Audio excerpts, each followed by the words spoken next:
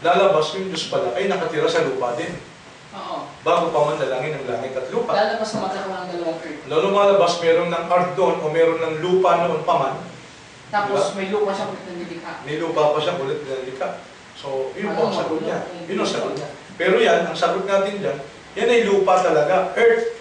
Yan ay earth patungkol sa tao. Parang ganito yung Rashid. Parang walang pagkakaiba din sa paniniwala din ng mga Hindu yung kanyang paniniwala. Kasi sa Prentabaguloka, sa kinaroonan ng Indisya, meron din daw din yung earth na tinatawag. So kung magiging ganun ang kanyang theology, talagang may similarity sa Hinduism. Hindi nagkakaiba. Hindi nagkakaiba. So, ang sagot kasi niya, yung sinabi ni Kristo, anong sabi ni Kristo? Yung panalangin? Oo. Sa Mateo 6:4, patungkol sa sinabi niya na Our Father in Heaven. Nasaan daw? Nasa langit. Kasi sabi ni Kristo, na sabi niya dito, ganito ang ating mababasa, sabi niya dito, upang ang inyong pagpapalimos ay malihim at inyong ama ay nakikita sa lihim sa gagantihan natin. No, kaya tapos itinuloy ko yung basa, ito yung tumatalakay sa ama namin. Nasa langit ka, gano'n siya mga twiran eh. Nasaan daw ang Diyos? Di nasa langit, sapagkat si Kristo mismo ang nagsabi. Okay. Nasa langit. Alam mo, meron akong mabasang talata. Pakibasa mo yung unang hari. Unang hari, 8:27. Unang hari, 8. Si Solomon ang nagsasalita dyan. Oo. Ano sabi niya? Unang hari, 8:27, ganito po ang ating babasa. Ngunit katotohanan bang tatahan ang Diyos sa lupa? Narito, sa langit at sa langit ng mga langit ay hindi ka magkasya. Gaano pa sa bahay niya ito na aking itinayo. Palabas, si Solomon ang tatanungin mo, nasaan ang Diyos? Sa langit ng mga langit naman. Sa langit at sa pinakamataas na langit ay hindi ka magkakasya. Malaki ang Diyos. Hindi, magkasalungan yung dalawang talata eh. Sabi ni Solomon, ang Diyos hindi kasya sa langit, therefore, wala sa langit. Si Jesus Christ naman, nasa langit. Alam mo, palusot ni Kaeli dyan? Sundin na natin si Kristo. Nagkamali si Solomon. Kasi sabi nga, ito ang aking anak, siya ang inyong pakinggan, di ba? Sabi ni Jesus Christ, bagaman sinabi ni Solomon daw, narinig ko sa kanya yan eh. Bagaman sinabi ni Solomon daw, narito, sa langit ng mga langit, sa pinakamataas na langit, ay hindi ka magkasya. Di ba? Isa lumad mo sa sinabi ni Kristo, Ama, na nasa langit ka. Mas tama daw si Kristo. Pero magkagayon, anong problema sa sinabi na ngayon? Lalabas, ito palang nasa unang hari, hindi inspired by God. Hindi kinasiyan ng Diyos. Therefore, mali. Inimbento lang nung sumulat. Kasi mali daw eh. Diba? Bakit sinabi dito? Narito, sa langit ng mga langit, hindi ka magkasya. In other words, ang Diyos ay wala sa langit. Pagkatapos, pagdating sa tinatawag nilang bagong tipan, na si Kristo mismo nagsabi, siya ay nasa langit. Okay? Hindi na tayo masyadong tatagal na Brother Nine. Basahin natin sa Quran kung nasaan si Allah subhanahu wa ta'ala. Pakinggan natin, basahin natin yung surah An-Nahl, chapter 16, ang ayat po ay 15. Yakhafuna rabbahum min fawqihim wa yaf'aluna ma yu'marun.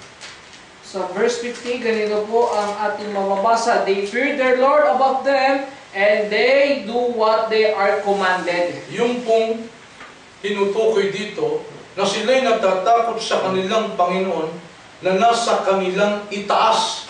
Ito po ay tumutukoy sa mga anghel, sa mga angels, sa mga malaika. Na ang mga angels, nasang ba angels? Di ba nasa langit? Meron pala sa kanila na mas mataas pa sa kanila. In other words, yung pong kanilang Panginoon na kinakatakutan nila, they fear their Lord above them. Natatakot sila sa kanilang Panginoon na nasa kanilang itaas. Yung po'y makani, yung po'y place, yung po'y lugar eh. Kaya, mas nilinaw pa, Brother Knight, doon sa isang aya, dito sa verse, sa chapter 67, pakibasa mo yung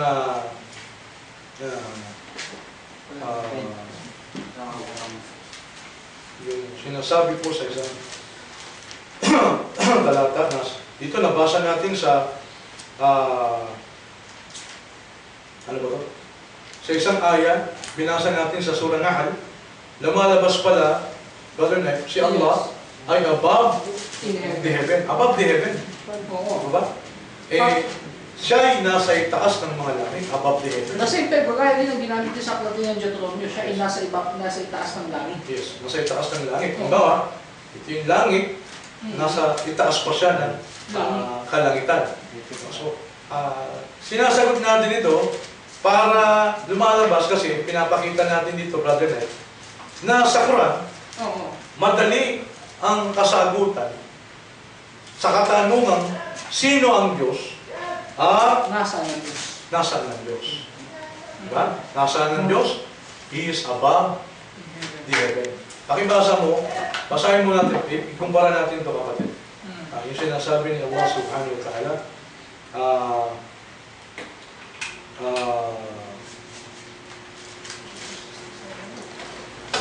okay. Ha?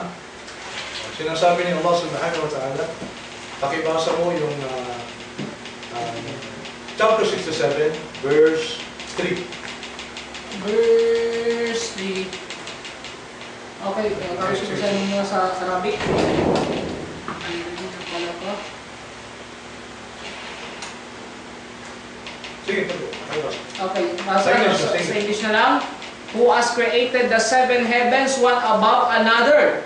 You can see no fault in the creation of the most gracious. Then look again, can you see any breeds? So yung langit dyan, ilan ang langit na sinasabi? Seven heavens. Seven heavens. So siyang lumikha ng tinatawag na seven heavens. So yung seven heavens na yan, nilikha ni Allah subhanahu wa ta'ala. Kasi Allah subhanahu wa ta'ala, yung kanyang essence, yung kanyang katalagahan, yung siya mismo, wala sa kanyang nilalang. Okay? Wala siya sa kanyang nilalang. Kaya hindi tayo naniniwala na ang Diyos ay everywhere. God is everywhere. O ang Diyos ay nasa ganitong lugar, nasa ganito, particular, dito sa earth.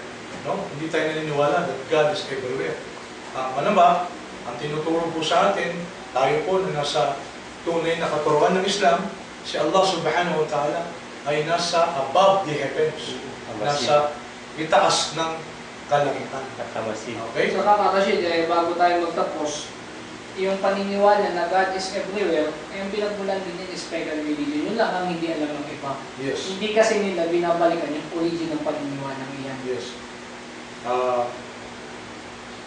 So siguro, hanggang doon na lang muna. No? Patagal na tayo. So, summarize natin, lumalabas po kasi yung mga pinagbabasa ni Kakain ni El Soriano ng talata para sagutin ng katanungan sino at nasaan ng Diyos. Yung mga talata na yun, nauwi siya sa dilema sapagkat yung talatang binasa niya, sumalungat mismo doon sa paniniwala niya na ang Diyos ay merong hindi alam. Na ang Diyos ay, ano pa isa? Ang Diyos ay, marami ang Diyos. Sumasalungat. Yung talatang binasa niya, para sagutin yung nagtanong kung sino at nasaan ang Diyos, sumalungat sa doktrina niya mismo na ang Diyos merong hindi alam ang Diyos at marami ang Diyos. So, regarding na Rashid, sa marami ang Diyos, meron tayo yung katibayan nilang pinanghawakan natin sa Kanya. Siyempre, maghihintay lang tayo. Alam naman ilabas natin lahat. Diba? So, kung ang pagbabatayan natin ng Quran, alhamdulillah, nasa tamang patnubay tayo at ipinaalam sa atin, malinaw kung sino ang Diyos. Ginamit natin ang Arabic Bible, ang Diyos na nagpapakilala, ang Diyos na sa langit, ang Diyos sa lupa, at wala nang iba pa, walang iba kundi si Allah. At higit sa lahat, ang katotohanan na nakasaad sa Quran Karim, na si Allah mismo, ang Diyos ay nagpakilala. Ang pangalan niya ay Allah, at maliban sa Kanya, wala ng Diyos, wala nang dapat pagkukulan ng pagsamba. So, siguro pansamantala, magpaalam tayo. Tuloy-tuloy po yung ating serye. Tanong mo kay Soriano, sasagot din si Karashid. Other than this, meron din tayong ipapalabas patungkol sa mga iba't ibang sekta o iba't ibang religion. Paano natin sasagutin yun? O kung ano sila, para ikumpara natin sa pananampalatayang Islam. Tabay po kayo mga kapatid at mga kababayan.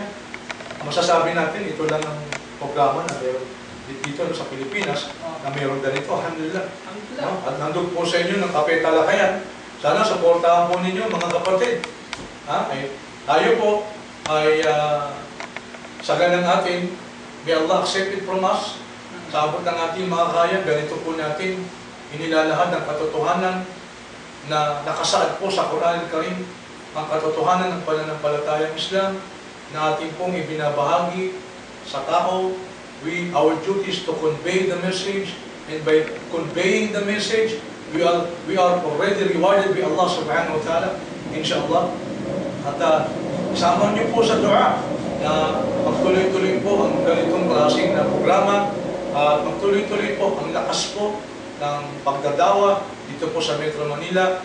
Andun po sa inyo ng Masjid Al-Burhan, Asirat Al-Mustaqim Dawa Center, at of course, ang Kape Talakayan, ang coffee restaurant na kung saan hindi nawawala ang da'wa. Number 1 priority sa restaurant nito, sa coffee restaurant nito. Kaya naman natin tinayo to, Brother Nick. Yes. Kahit paano, sa biyaya ni Allah, ay meron tayong pantustos. Sa biyaya ni Allah, patugunan natin yung pangangailangan nating pinansyal. Wala naman kasi tayong sponsor eh. Sa biyaya ni Allah, kahit paano, meron tayong maintenance sa ating masjid. No? Of course, nandyan ang mga kapatid natin. No? Sino man gustong sumuporta o dito. No? Kailangan po kayo sa dawa. Ito po ang sentro ng dawa sa Metro Manila, mga kapatid. At sama niyo po kami sa dua na magtuloy-tuloy po ang ganitong programa at lalo pa nating ma-enhance. Humihingi po ako ng paumanhin, anuman ang kakulangan na meron po kami ngayon. At nawa ay ito po yung tanggapin ni Allah subhanahu wa ta'ala.